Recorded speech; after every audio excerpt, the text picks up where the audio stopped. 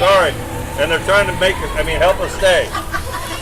We are. I got people sending me real estate. You're my neighbor. Hey, honey. All right, Mark. You're good where you're at. Tell me your first name and last name. Mark Mosier. How do you spell good? M-O-S-I-E-R. What's your title here? Pardon? What's your title here? Oh gosh, I'm a servant of the Lord. That's my title. You're with Blue Tape Ministry, right? Well, we're actually with Flying Cross Ministries, which is under the umbrella of the National Christian Foundation, which is the world's largest Christian charity. It's a family ministry that we've been running for probably 25 years.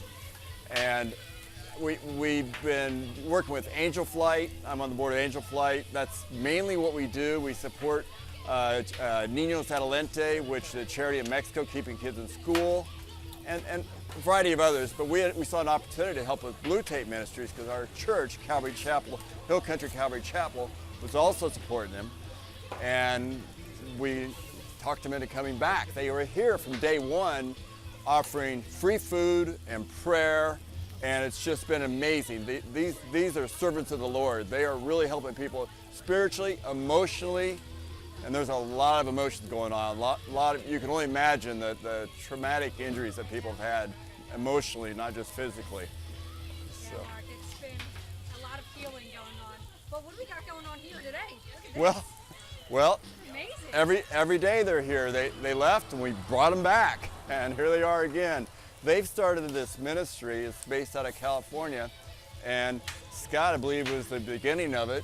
And in North Carolina during those hurricanes, and continued at the Altadena fires, and now we're here. The Lord brought us here to serve. And we got them back out here, and they're all serving. They have volunteers that travel a long ways and stay here, and it's free burritos to all the workers. They're giving out and breakfast burritos too. Breakfast and lunch. They're giving out.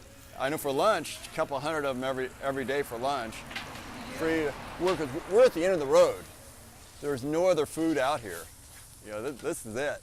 So we're actually running food up on the line. There's a lot of workers up there, and they're not being fed. They're not bringing their lunches or breakfasts, and we're to meet that need. And we're delivering on up the road. You can go 10 miles up the road and find workers that need food. Wow, that is just so amazing. Really hard. And most importantly, and prayer. They want those prayers. And prayer. It's unbelievable. You'd have to experience it to see the need. Yeah, just a lot of work being done here. I really want to highlight, 2 months now, 2 months since the devastation happened, and you're right in the community. What's it feel like? It's our home, and we know people who have lost properties, children, and the pain is going to exist for some people for their entire lives, forever. So I can't really come up with a word how it feels, except it's just painful to see other people hurt so much. Our community, there's some bright spots that's come together. I pray that some salvations come out of it, some good comes out of it.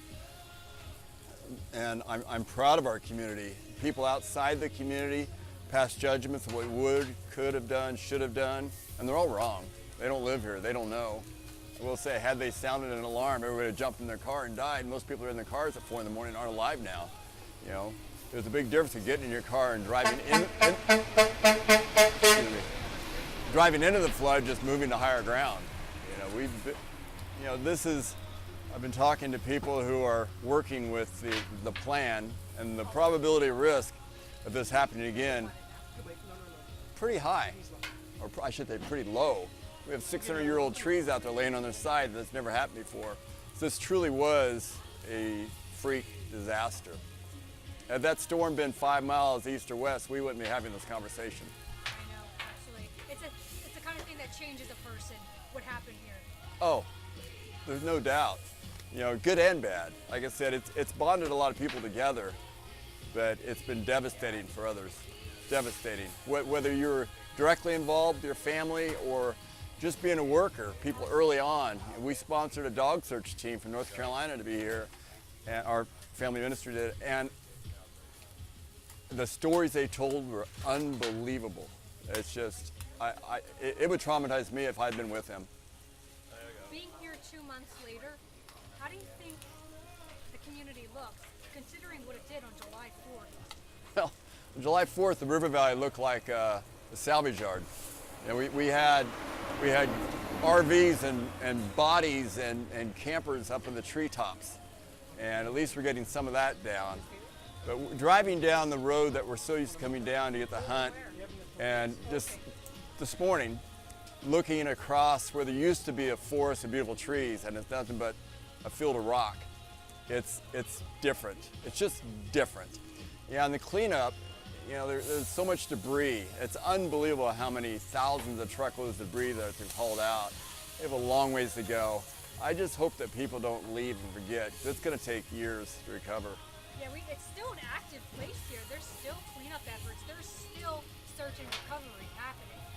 That's correct. There are some people that, you know, the list of 2 people left to find, well, that's the list. There are some undocumented people that might not be on that list. I know of a couple of situations involved in that, so we don't know what we don't know. But I just hope people find peace and eventually some joy, eventually if possible. Now, Mark, how long are you guys going to be out here doing what you're doing? We're just having this conversation. That's yet to be determined. But longer the better, because the need's going to continue, that's for sure. Where are you getting the food from? Locally. It's sourced locally, HEB. That's amazing. Who makes up the menu, and is it different every day? We go shopping every night to be in the community, to pray with people in the community. We go to HEB every evening, and again, they're supported, their ministry, HEB, Calvary Chapel Hill Country, the owners of the country store even have, it's really a community effort, but it's really healing here. You're starting to see the community come down, sit for coffee. We had church here for the first time in over 100 years. We had church right in the building, right in the park. Hey, good to see you. How you doing? Good to see you, man. How are you? Pete. It was Good. awesome, huh? It was amazing. We're doing a TV thing right now. Emotions that you never thought join that we us. get to do.